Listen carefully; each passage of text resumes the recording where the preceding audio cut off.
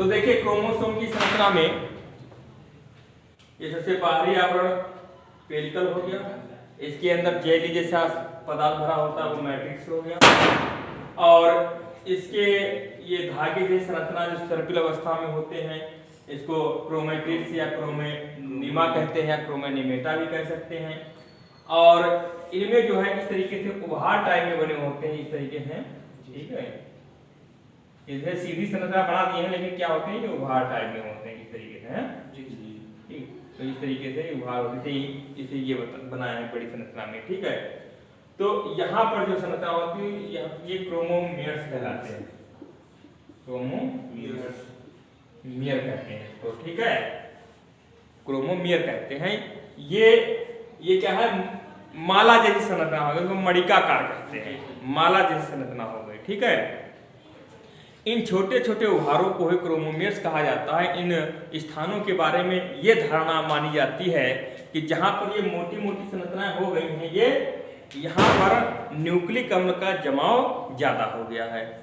Nucleic अम्ल का जमाव, कौन से न्यूक्लिक अम्ल, वही डीएनए का जमाव ज्यादा हो गया है, ठीक है।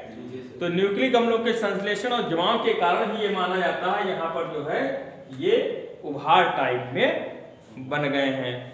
इन स्थानों के बारे में यही जो है पता लगाया गया है, यही बताया गया है।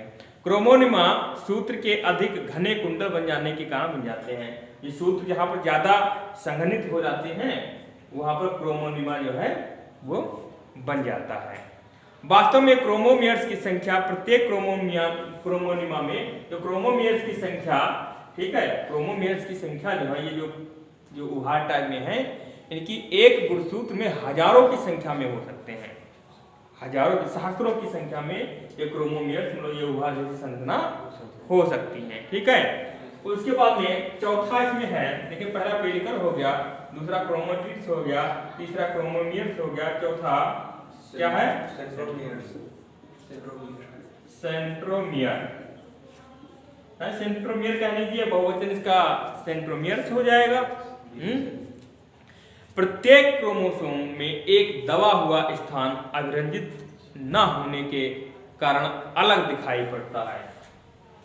यहां पर देखिए प्रत्येक क्रोमोसोम में इस तरीके से एक दबा हुआ स्थान दिखाई पड़ता है, ठीक है, यहाँ पर। तो यहाँ पर ये संरचना का इसलिए क्या दबा हुआ स्थान क्या कहलाता है, सेंट्रोमियर कहलाता है, सेंट्रोमियर कहलाता है, ठीक है। ये सेंट्रोमियर जो है यह गुणसूत्र का एक दबा, जहां पर दबा हुआ स्थान दिखाई पड़ता है, तो ये क्या कहलाता है, सेंट्रोमियर कहलाता है। सामान्य रूप से एक क्रोमोसोम में एक ही सेंट्रोमियर होता है, कभी कभी जो है एक से ज्यादा भी हो सकते हैं।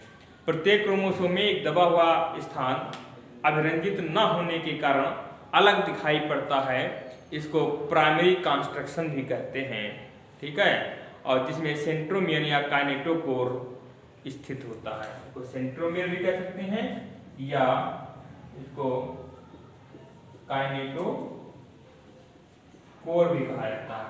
ये दबा हुआ स्थान जो है इसको क्या कहते हैं, प्राइमरी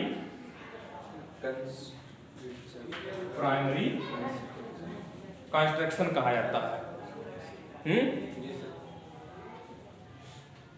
कंस्ट्रक्शन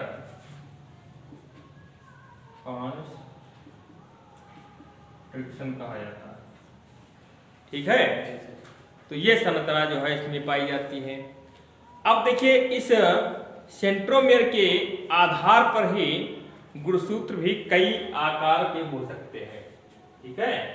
अब यहाँ पर हम बात करेंगे कि इस काइनेटोकोर या सेंट्रोमियर के आधार पर गुणसूत्र के प्रकार, सेंट्रोमियर काइनेटो के आधार पर गुणसूत्र के प्रकार।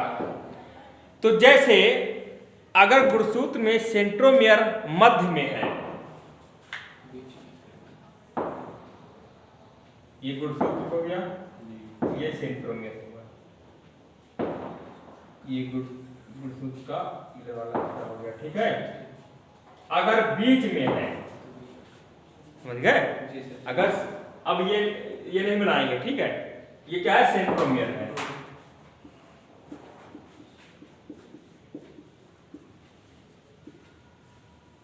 अगर गुणसूत्र के बीच में सेंट्रोमियर है, ऐसे गुणसूत्र को मेटासेंट्रिक कहते हैं। ये कैसा है?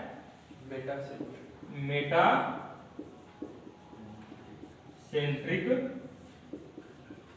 गुणसूत्र, और ये वी के आकार में दिखाई पड़ेंगे। समझ गए? ये कैसे दिखाई पड़ेंगे? वी के आकार में दिखाई पड़ेंगे। ऐसे ही जब सेंट्रोमियर एक सिरे पर स्थित होता है, जब सेंट्रोमियर एक सिरे पर स्थित होता है तो उसको हम क्या कहते हैं? एक्रोसेंट्रिक कहते हैं। जैसे ये गुणसूत्र हो गया, और इसका सेंट्रोमियर ये है,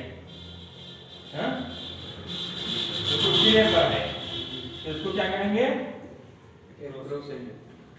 एक्रोसेंट्रिक गुणसूत्र। ये क्या है? सेंट्रोमियर।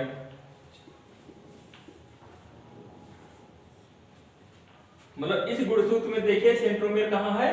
बिल्कुल सिरे पर है। तो ऐसे गुणसूत्र को क्या कहा जाता है? एक्रोसेंट्रिक गुणसूत्र कहा जाता है।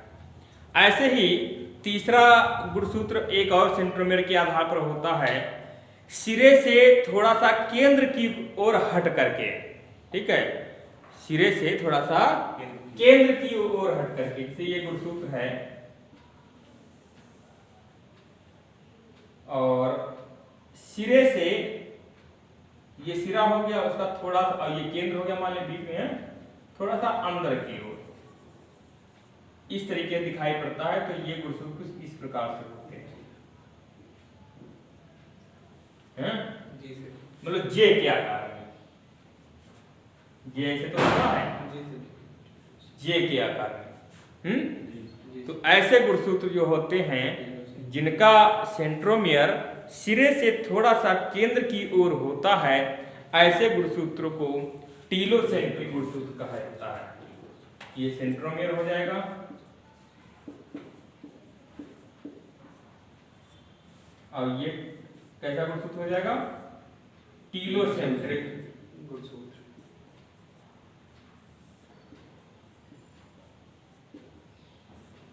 टीलोसेंट्रिक गुणसूत्र ये कहलाता है। तो इस प्रकार से सेंट्रोमियर के आधार पर ये तीन प्रकार के गुणसूत्र हो जाएंगे। पहला देखिए क्या बताया था? मेटासेंट्रिक, जिसमें सेंट्रोमियर बीच में है। एक्रोसेंट्रिक, जहां पर सेंट्रोमियर बिल्कुल सिरे पर है। और टीलोसेंट्रिक, जिसका सेंट्रोमियर सिरे से थोड़ा सा अंदर की ओर है, सिरे से थोड़ा केंद्र की ओर है। इस तरीके से ये गुणसूत्र के प्रकार हो जाएंगे। उसके बाद में पांचवा पॉइंट आएगा सैटेलाइट बॉडीज। पहला क्या बताया था हमने? पेलिकल गुणसूत्र का भाग है। दूसरा क्या बताया? क्रोमोटिड्स।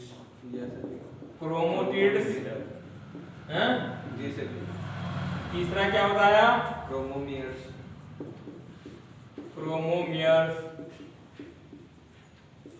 चौथा क्या बताया?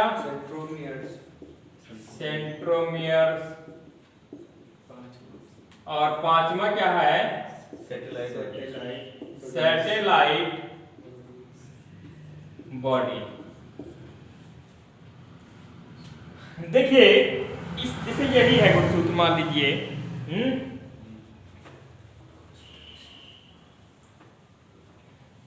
ये गुणसूत्र है टीलोसेंट्रिक।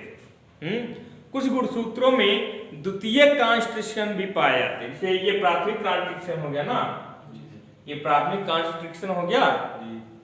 इसी प्रकार से कहीं कहीं पे ये द्वितीय कॉन्स्ट्रिक्शन भी इसमें हो सकता है, इस तरीके से। समझ गए? ये प्राथमिक, इसको क्या कहते हैं? प्राथमिक कॉन्स्ट्रिक्शन। प्राथमिक ट्रांसक्रिप्शन। ऐसे ही दूसरी भी जहाँ पे क्रोमोसोम दबा हुआ दिखाई पड़ता है उसे हम द्वितीयक ट्रांसक्रिप्शन कहते हैं। कुछ गुणसूत्रों में द्वितीयक ट्रांसक्रिप्शन भी पाए जाते हैं। इसके पश्चात गुणसूत्र के भाग को सामान्यतः सैटेलाइट बॉडी कहा जाता है। अब इसके बाद में ये जो गुणसूत्र है, ये गुणसूत्र का भाग, ये क्या कहलाता है? Satellite body. समझ गए? प्राथमिक ट्रांसक्रिप्शन हो गया, उसके बाद ये द्वितीयक ट्रांसक्रिप्शन हो गया, द्वितीयक ट्रांसक्रिप्शन।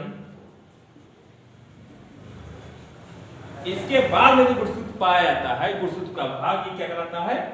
सैटेलाइट बॉडी कहलाता है। ये सभी गुणसूत्र में नहीं पाया जाता, कभी कभी जो है गुणसूत्रों में पाया जाता है। ठीक है। उसके बाद में ऐसे गुणसूत्र को सेट गुणसूत्र कहा जाता है। ये भी ध्यान देना है। सामान्यतः ऐसे गुणसूत्र को सेट गुणसूत्र कहा जाता है। कभी कभी एक से अधिक सैटेलाइट बॉडीज भी इस गुणसूत्र में पाई जाती है। तो जिसमें द्वितीय ट्रांसक्रिप्शन हो जाता है, ऐसे गुणसूत्र को सेट गुणसूत्र कहते हैं। ठीक है। तो इस प्रकार से ये गुणसूत्र की संरचना और गुणसूत्र के प्रकार कंफर्म हो गए।